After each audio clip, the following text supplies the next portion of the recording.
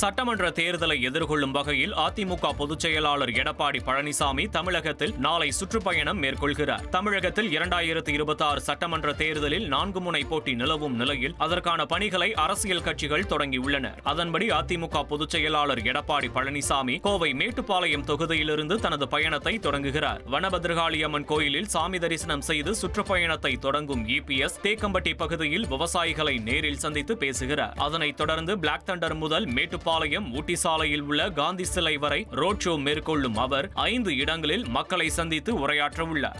வார விடுமுறையொட்டி நீலகிரி மாவட்டம் உதகையில் சுற்றுலா பயணிகளின் வருகை அதிகரித்துள்ளது. இந்நிலையில் கல்வி சுற்றுலா வந்த மாணவர்கள் அரசு தாவரவியல் பூங்காவின் புல்வெளியில் வட்டமிட்டு கைகோர்த்து ஆடிப்பாடி மகிழ்ந்தனர்.